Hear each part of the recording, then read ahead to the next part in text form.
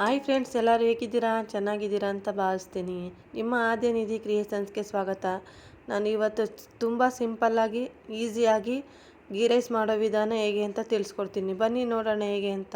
ಇದಕ್ಕೆ ಬೇಕಾಗಿರುವಂಥ ಸಾಮಗ್ರಿಗಳು: ಬೆಳ್ಳುಳ್ಳಿ, ಶುಂಠಿ, ಮೆಣಸು, ಮರಾಠಿ ಮಗ್ಗು ಹಾಗೂ ಹೂವು, ಒಂದು ಏಲಕ್ಕಿ, ಚಕ್ಕೆ, ಲವಂಗ, ಕಸ್ತೂರಿ ಮೇಥಿ, ಒಂದು 2 ಎಲೆ ಆಗೋಷ್ಟು ಪುದೀನ, ಕೊತ್ತಂಬರಿ ಸೊಪ್ಪು, ಸೋಂಪು ಕಾಳು. ಇದಿಷ್ಟನ್ನು ಗ್ರೈಂಡ್ ಮಾಡ್ಕೊಬೇಕು.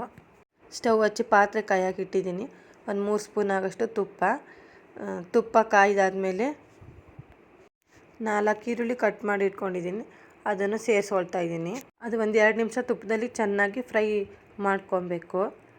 ಆಮೇಲೆ ಕಟ್ ಮಾಡಿ ಇಟ್ಕೊಂಡಿರೋಂಥ ಒಂದು 3 ಮೆಣಸಿನ್ಕಾಯಿ ಸೇರಿಸ್ಕೊಳ್ತಾ ಇದ್ದೀನಿ, ಫ್ರೈ ಮಾಡ್ಕೊಬೇಕು. ಒಂದು ಟೊಮೊಟೊ ಕಟ್ ಮಾಡಿ ಇಟ್ಕೊಂಡಿರೋದು ಸೇರಿಸ್ಕೊಳ್ತಾ ಇದ್ದೀನಿ. ಅದನ್ನು ಚೆನ್ನಾಗಿ ಫ್ರೈ ಮಾಡಿಕೊಂಡು ಗ್ರೈಂಡ್ ಮಾಡಿ ಇಟ್ಕೊಂಡಿರೋಂಥ ಮಸಾಲೆ ಪದಾರ್ಥದಲ್ಲೂ ಸೇರಿಸ್ಕೊಳ್ತಾ ಇದ್ದೀನಿ. ಇದು ಚೆನ್ನಾಗಿ ಹಸಿ ವಾಸನೆ ಹೋಗೋವರೆಗೂ ಫ್ರೈ ಮಾಡ್ಕೊಳ್ಬೇಕು. ಮನೆಯಲ್ಲಿ ಸಣ್ಣ ಪುಟ್ಟ ಪಾರ್ಟಿ ಹಾಗೂ ಗೆಸ್ಟ್ ಬಂದಾಗ ಈ ಅಡುಗೆನ ನೀವು ಕಡಿಮೆ ಸಮಯದಲ್ಲಿ ರುಚಿಕರವಾಗಿ ಮಾಡಿ ಬಡಿಸ್ಬೋದು. ಎಲ್ಲ ಮಸಾಲೆ ಐಟಮ್ ಎಲ್ಲ ಚೆನ್ನಾಗಿ ಹಸಿ ವಾಸನೆ ಹೋಗೋವರೆಗೂ ಗ್ರೈಂಡ್ ಮಾಡ್ಕೊಬೇಕು. ಈ ಗ್ರೈಂಡ್ ಮಾಡ್ಕೊಂಡಿದ್ದಾಯಿತು. ನಾನಿಲ್ಲಿ ಹಾಲು ಹಾಕ್ಕೊಳ್ತಾ ಇದ್ದೀನಿ. ನೀವು ಕಾಯಿ ಹಾಲು ಬೇಕಾದರೂ ಹಾಕ್ಕೋಬೋದು. ನಾನು 2 ಗ್ಲಾಸು ಅಕ್ಕಿಗೆ 4 ಗ್ಲಾಸು 2 ಗ್ಲಾಸ್ ನೀರು, 2 ಗ್ಲಾಸ್ ಹಾಲು ಸೇರಿಸ್ಕೊಳ್ತಾ ಇದ್ದೀನಿ. ಒಂದು ಪ್ಲೇಟ್ ಮುಚ್ಚಿ ಅದು ಕುದಿಯೋದಕ್ಕೆ ಬಿಡಬೇಕು. ಈಗ ಕುದ್ದಿದ್ದಾಗಿದೆ. ನಾನು ಜೀರಾ ರೈಸ್ ತಗೊಂಡಿದ್ದೀನಿ. ಒಂದು 2 ಸಾರಿ ವಾಶ್ ಮಾಡಿ ಅದನ್ನು ಸೇರಿಸ್ಕೊಳ್ತಾ ಇದ್ದೀನಿ. ಸೇರಿಸ್ಕೊಂಡಿದ್ದಾದಮೇಲೆ ರುಚಿಗೆ ತಕ್ಕಷ್ಟು ಉಪ್ಪು ಸೇರಿಸ್ಕೊಂಡು ಅದನ್ನು ತಿರುಗಿಸಿ ಬೇಯೋದಕ್ಕೆ ಬಿಡೋಣ. ಈಗ ನಾನು ಮರಾಠಿ ಮಗ್ಗಿನ ಬಗ್ಗೆ ನಿಮಗೆ ತಿಳಿಸ್ಕೊಡ್ತಾ ಇದ್ದೀನಿ. ನಾವು ಮರಾಠಿ ಮಗ್ಗನ್ನ ಒಗ್ಗರಣೆಗೆ ಹಾಕಿದರೆ ಊಟ ಮಾಡುವಾಗ ಕರಿಬೇವು ಥರ ಸೈಡ್ಗೆ ಎತ್ತಿಕ್ಬಿಡ್ತೀವಿ.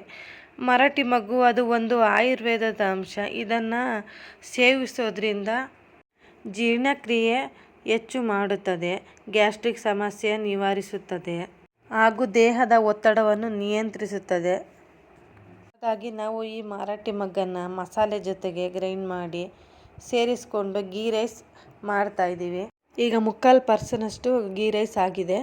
ಒಂದು ಪ್ಲೇಟ್ ಮುಚ್ಚಿ ಒಂದು ಕಡಿಮೆ ಫ್ಲೇಮಲ್ಲಿ ಒಂದು 3 ನಿಮಿಷ ಬೇಯಿಸ್ಕೊಂಡ್ರೆ ಗೀ ರೈಸ್ ರೆಡಿ ಆಗಿಬಿಡುತ್ತೆ. ನೋಡಿ, ಈಗ ಕಡಿಮೆ ಸಮಯದಲ್ಲಿ ಮಾಡಿರುವಂಥ ಗೀ ರೈಸ್ ರೆಡಿಯಾಗಿದೆ. ಈ ಗೀ ರೈಸ್ ಜೊತೆಗೆ ಸಾಗು, ಕುರ್ಮಾ, ಬೇಳೆ ದಾಲ್ ಹಾಗೂ ನಾಟಿ ಕೋಳಿ ಸಾಂಬಾರು, ಮಟನ್ ಸಾಂಬಾರು ಜೊತೆ ಸೂಪರ್ ಆಗಿರುತ್ತೆ.